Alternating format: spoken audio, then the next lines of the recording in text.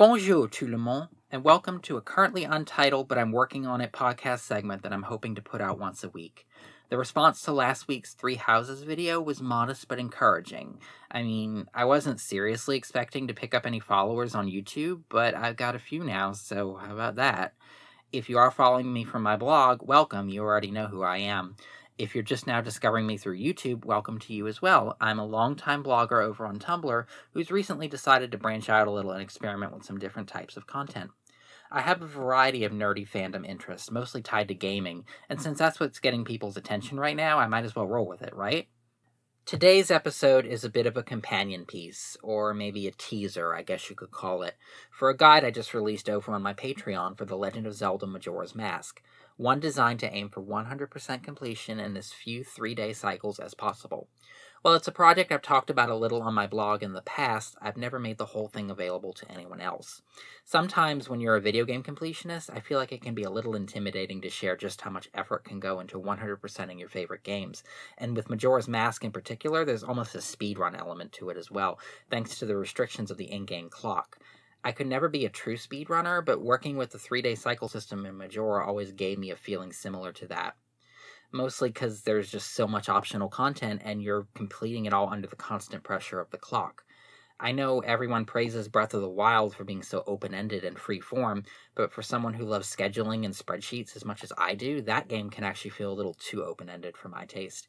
Even now, 4 years later, I shudder at the thought of trying to 100% complete it again. Ugh, just way too much going on there. Okay, sorry. I don't want this to turn into some extended comparison of Zelda games, not today at least. What I did want to talk about is Majora's Mask, and specifically if I think that my schedule-based approach to the game can sometimes feel like it's diminishing the game's qualities, because that's not something I've ever heard anyone else really touch on, even though Majora might be the favorite game in the series for long-form essays. There are so many fantastic articles and videos out there picking apart just about every aspect of this game, from the unconventional main story and main antagonist to the personal connections link forms with NPCs to the darker thematic content, all the grief and loss and fear of death and entropy, not to mention the grim reality that Link can never make everyone happy in a single cycle. Majora practically lives under the microscope in fandom, not just more than any other Zelda, but more than a majority of other video games, period.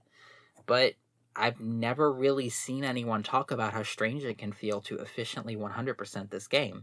See, the completionist mentality works better for some games than others. Some genres, like most platformers and obviously anything that could be described as a collectathon game, are naturally suited to that mindset and in many cases even encourage it.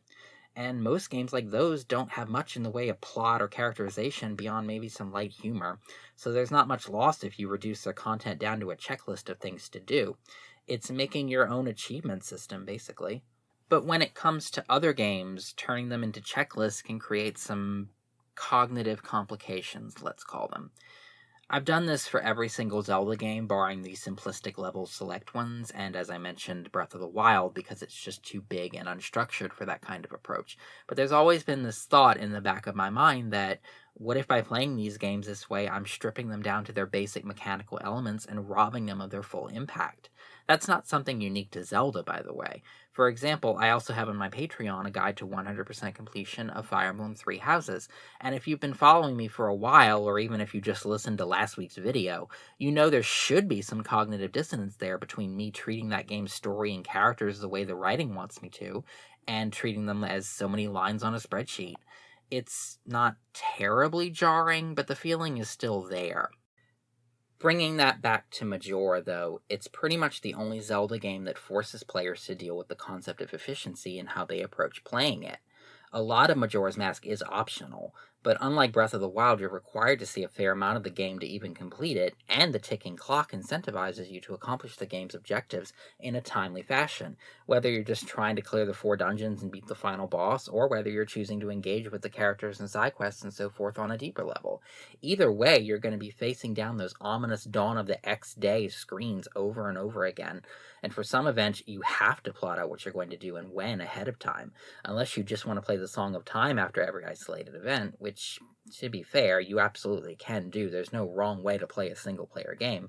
But that'll be tedious and start to feel as repetitive and grindy as repeating the same 3 days dozens and dozens of times actually would be in real life. Now, I wouldn't say that Majora's Mask gives a deeper meaning to Efficient 100%, or that it evolves that concept beyond the simple collect-a-thon checklist, but in a way, it does reward efficiency more than any other Zelda, because you get to experience most of what the game has to offer while doing so with relatively little repetition depending on how efficient you are. That even goes for the way in which you, the player, emotionally engage with the NPCs that you're helping throughout the game. Take Anju Cafe as the most obvious example. It's often pointed out that even if you succeed in reuniting them, their world is going to end in an hour and a half, so their happiness and your sense of accomplishment are both fleeting. But if you can finish the game and all its side content in just a few cycles, that doesn't have to happen that much. Like if you're following my guide, Anju and Cafe will have their default bad ending twice, get reunited on the third cycle, and then live to see the dawn of a new day on the next. That's still tragic and still conveys the usual themes of futility and hopelessness, at least until the end credits kind of smash together all the timelines you just made so you can see everyone be happy. But regardless, it doesn't feel quite as crushing as if you'd taken, 10 cycles to do everything in. That's just one example of how I think the completionist approach can, in a way, enhance the overall experience of Majora's Mask rather than diminish it. I realize that I'm basically making a counter-argument here to something that I don't think anyone has actually ever argued, but it's still something that I've wrestled a bit with myself, so putting it into words was helpful for me. Because, completionist or not, Majora's Mask is still my favorite Zelda game. I love the darker themes contrasting against Zelda's typically bright color palette. I enjoy the multi-layered atmosphere of Clocktown, especially because I'm from New Orleans, so the annual Carnival Masquerade is immediately familiar to me. The artificiality of Termina's geography pleases me in a obsessive little way, in the same way that the mechanisms of a clock could be said to be pleasing, and, there's so much symbolism in that alone. I adore the transformation masks because it's like having 4 playable characters instead of 1, and it helps you feel more like an actual resident of Termina, especially in Snowhead and Great Bay. And I appreciate the different direction the story went, because while the divine pageantry of Link, Zelda, and Ganondorf is epic and all that, it can get a little old, so I like that some of the games step back from that a bit. And of course, though, I do love making my bullet point list and my spreadsheets.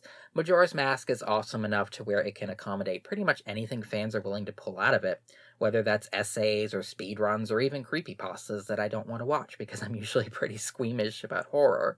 It's kind of a work of art, but I really don't want to wade into the endless debate over what qualifies some video games and not others as art, so I'll leave it at that for now.